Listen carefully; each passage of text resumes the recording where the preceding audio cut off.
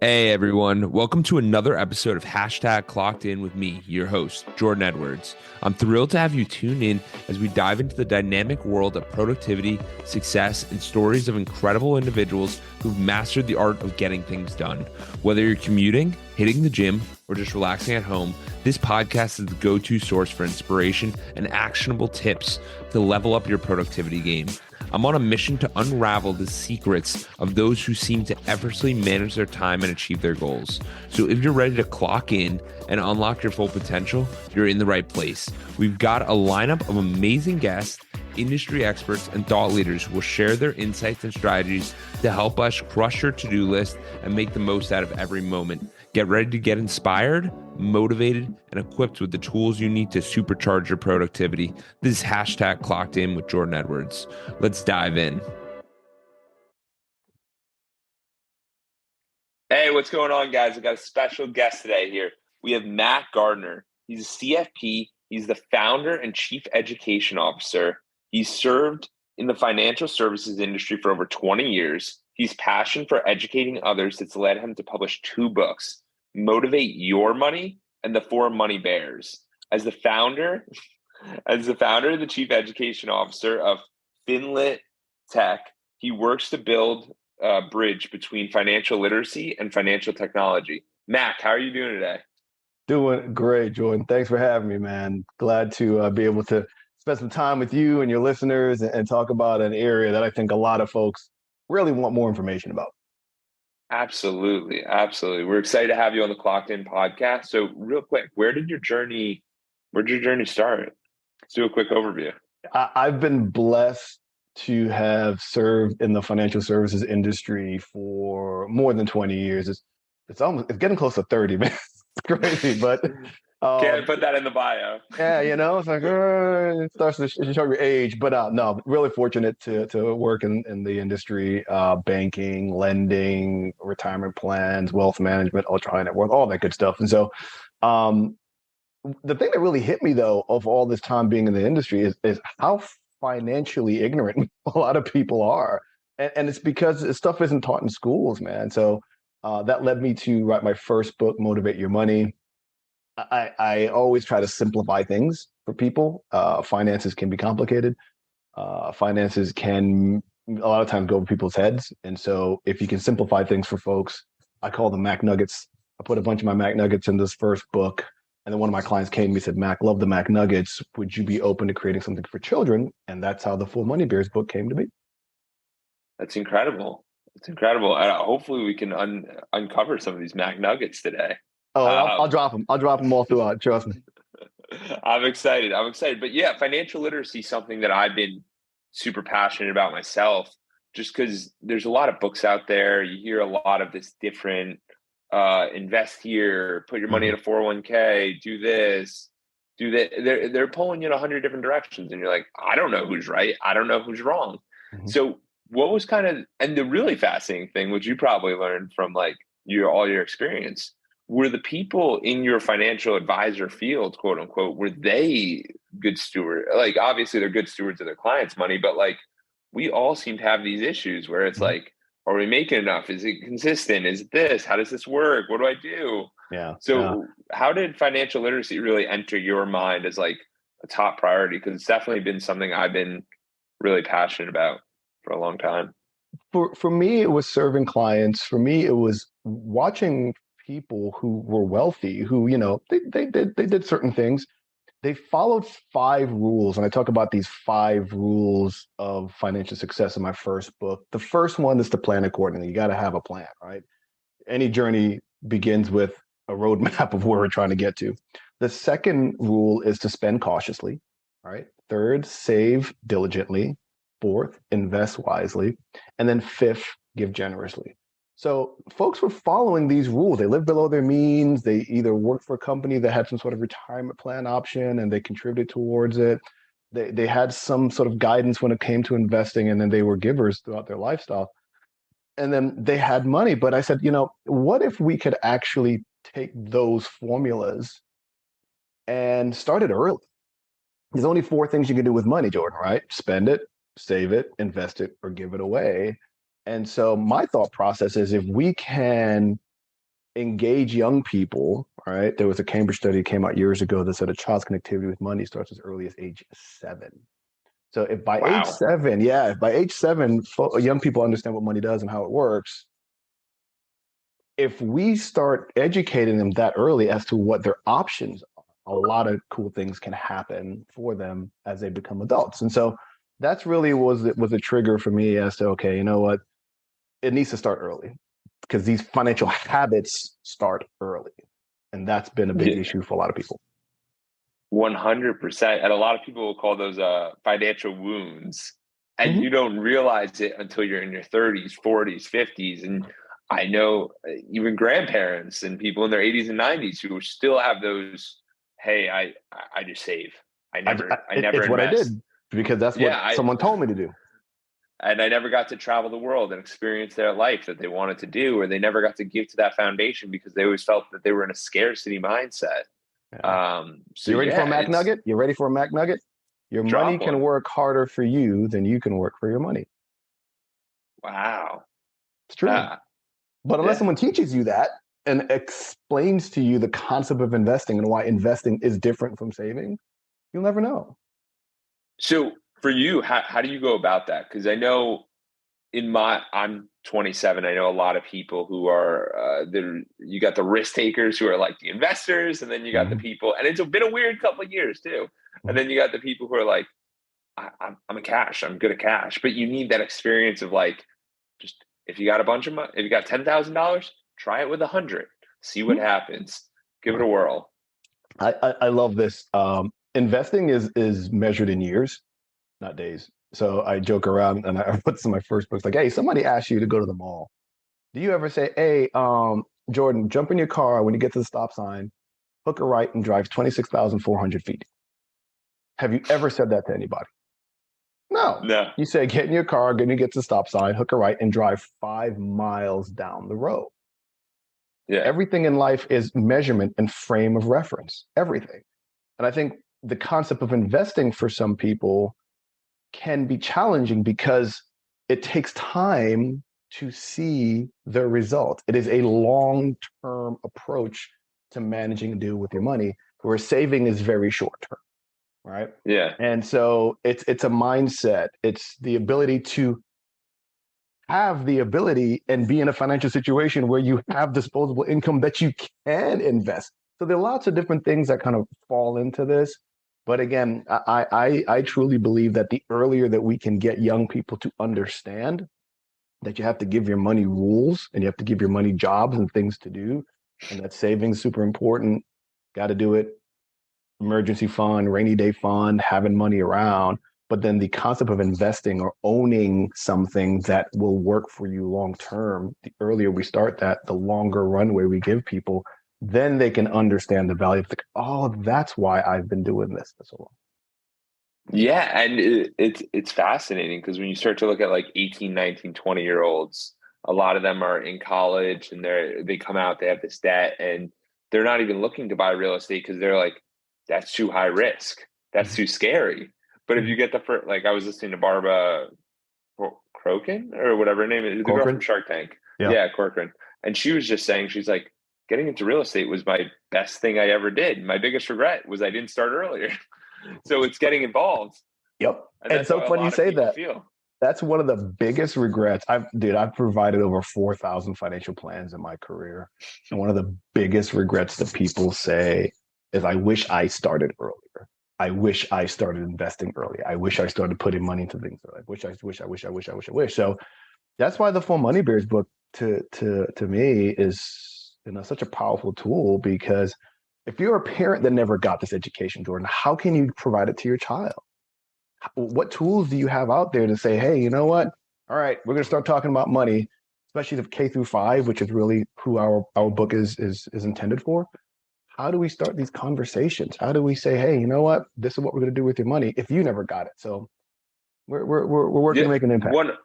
100%. And people at that young of an age, they learn from the habits of others. So they learn from their Bingo. parents. Mac So Nugget number two. Mac Nugget number two coming at you. I told you I'm gonna drop them on you. So if my kids were here, they'd be like, yes, Papa, we know habits, behaviors, traits. Good financial habits become good financial behaviors, and those good financial behaviors become good financial traits and who you become as a person down the road. So you're right. It starts with the habits. I absolutely love that. So what we're going to do is we're going to hop into how finance and tech, but I want to get back to that because before the end of this podcast, we'll talk about what are these habits that we need. Mm-hmm. We'll get to that at the very end, but where is finance and tech? What does that even mean? Like, what are people doing with that? So this is my easiest connection when it comes to financial technology and financial services. On my phone here, and it could be iPhone, it could be Android, whatever. I can do banking, I can get a loan, I can invest, I can get life insurance through my phone. The technology is there to do that. But where there's not a lot of technology? Educating people on what to do with their money. So there's all this tech out there that can help you do stuff with your money, but there's really not a lot of tech out there that's teaching you what to do with money. And the slippery slope that we're seeing is there's a ton of social media, there's a ton of stuff out there, there's a ton of platforms for people to talk about how I'm going to make you money, how I'm going to make you wealthy. But who are these people and how are they qualified to give you advice? And so the ability for us to be able to spend our money so much quicker because folks aren't using cash anymore, using a card. You can buy stuff with your phone. Needs, in my opinion, to be offset by more education because if it's so much easier for you to spend it, you now need that education to make sure that you know what you're doing with your money so you don't just lose it all. Yeah. And one of the things I would say that you just brought up in regard to mindset is with social media, everyone's looking at the highlight stream. Everyone's looking at the best things you've done, in which case, oh, wow, you got to go on this vacation that is like once in a lifetime for me. But to you, maybe you have that every day because you had more disposable income because you invested earlier. But I'm just seeing the highlight, in which case now I'm going to impromptu buy a ticket to Rome and I can't afford it. But I don't know that because I just put it on a credit card and everything's on credit nowadays. So it's like, what are we doing? Yeah. And so that's why technology, as amazing as it is, as much as it reduces friction and the ability to get things done, it's got to be tempered. And I think in this environment, this day and age, you definitely need a lot more education than you may have in the past.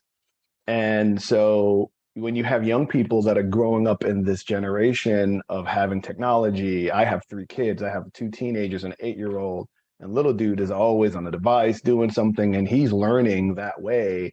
It's important to deploy tools at an early age that young people understand. And when it comes to financial education, we talk about financial literacy at that age because you have to meet people where they are. You have to gamify the financial education process. And, luckily we live in a time where we can do these things. We can build these things. So how are you guys gamifying it? So the 4 Money Bears book, right, which I wrote several years ago, is what we call the analog, right? Yeah. K through 5 is really where we're looking to impact. And that age group still reads. They have books. Parents sit down with them bedtime, read books and talk stuff. But again, young people are learning differently. They're learning through their iPads, their iPhones, what have you. And so we created the 4 Money Bears Berryville, which is a first of its kind early childhood financial education platform. And really, in essence, what it is, it's a farming simulator. It's a business simulator where these children inherit, or the user inherits a berry farm, and they have to run the farm. And we provide guidance through them doing well and failing through this farm to be able to understand what those 4 functions of money and how it goes into them, not just their business life, but also in their personal life. Yeah. And this is one of the few people that I know that are doing this because I've had another guest on a while back and he was talking about gamifying basically the Christian faith so people can learn better values. This is the first that I've heard of gamifying the money management, because the thing is that people become so obsessed with these. So if they're going to be using the product, you might as well have them gaining positive values. Why not? Why Learn not? something, damn it. You're spending all that time. Yeah. Yeah. Exactly. Exactly. So I think it's awesome. I Yeah. think that's great. And it's funny because my partner Ryan, he keeps saying, it's like, Mac, whenever you do interviews, when you do podcasts, make sure to say that it's not just kids, because anyone can play this game. The gamification is not just for children. Gamification is a whole amazing way to get people to do things that they oftentimes wouldn't do because it's either boring or laborious. And so if you can gamify a process that has been challenging for people and challenging for a community for so many years, it can make some headway. Yeah, and the major thing that a lot of people I find struggle with is that when we think we're at a certain age, maybe it's 20, 30, 40, 50, we think we're an adult. We think we have everything understood. The Yeah. truth is that if you go and do something new for the first time, which might be invest, you're going to get your first rep. And you Mm-hmm. might invest in something that has no value and it goes to zero. But these are the reps of learning. Yep. Like, the reason I say this is because getting the Berryville game at 40 is not embarrassing. At all. It's you starting. It's you Mm-hmm. starting that journey and realizing that, hey, I'm at a different point in my life. I am Yeah. at this point. I need this. So whenever someone's like, oh, they're younger and that associates them to not knowing, maybe, maybe not. Or they're older and they should know. Not true at all either. Yep. So it's that awareness, I think, and it's just knowing who you are as an individual. For Agreed. sure. So what are some of these habits that we need for the good money? I think I talk about the three R's. Now, the McNugget coming at you. I talk about the three R's of our relationship with money, right? So at some point in time early in our lives, someone puts a dollar bill in your hand, right, Jordan, and you realize, oh, this is money. Thank you. Thank you for the dollar. Thank you for the $5. That's the first R. The second R is then you recognize what money does. And remember, there's only four functions of money, right? Spend it, save it, invest it, or give it away. So if you're in a household where statistically spending habits is the first habit a child picks up, their parents' spending habit. They listen, they learn. How do mom and dad, aunt, uncle, grandparents discuss money? And spending habits typically the first one. The second one typically is saving. Okay, I see what they do. They go to the bank, they put their money in the bank. But if you are in a household in a community where you are only exposed to those two functions of money, you're pretty restricted as to how you get to the third R, which is rationalize how to use money, right? Yeah. So now if you're in a household where discussions and conversations are had about spending money, okay, here mom and dad doing that. Saving money, okay, here mom and dad doing that. Investing, this is investing. This is interesting. Mom and dad either buy land or they buy property or they talk about stocks, or they talk about this or their IRA, their 401k. And folks like in my household are fortunate because that's the line of business I'm in. And so they know what stocks are. They know what bonds are. They know what an ETF is. They know what that stuff is, right? Yeah. And then also talking about giving, how are we giving back? How are we giving our time, money? So if all of a sudden now you recognize that you have four options when it comes to money, right? Yeah. Your rationalization of how to use it becomes that much more expanded. You see what I'm saying? Wow. That's profound. It's just fact. And so the cool thing, though, what I love about the age that we live in, Jordan, is that we can use technology to buy 5 shares of Nike. So when that kid got that $100, right, and it's like, okay, yeah, you know what? I'm going to go blow it and buy a pair of Nikes. You could read the Four Money Bears book with your kid and say, hey, you know what? You could buy those Nikes, or you could buy the company that makes those shoes. You could own shares of Nike, and you can jump on your phone and you can buy fractional shares of a company. Yeah. And so that's why the technology is there. Yeah. It's incredible. So Mac, I wish we could do more. Where can people find you, and where can people learn about your books and everything? And Berryville, of course. So if you go to our website, thefourmoneybears.com, you can learn about the book. You can learn about the app we're developing. We're going to be working with Junior Achievement here in Tampa. They're going to be the first JA in the country to roll out the For Money Bears Berryville for their JA BizTowns initiative.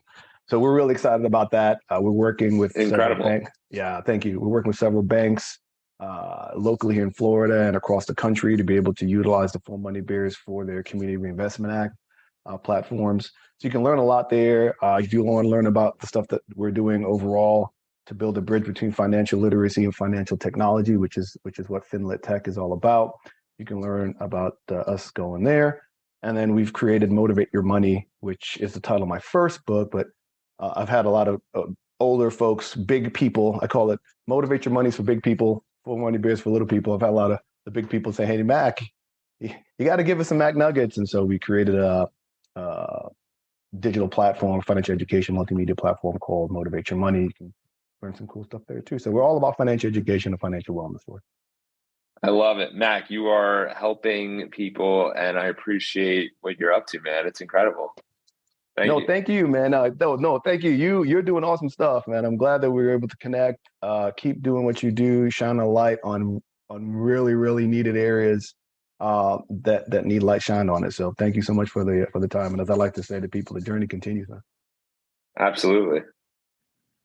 Thank you for reaching the end of the podcast. For that, we'll give you a complimentary coaching session in the link below with Edwards Consulting. Hope to see you there and have a great day and keep clocking in.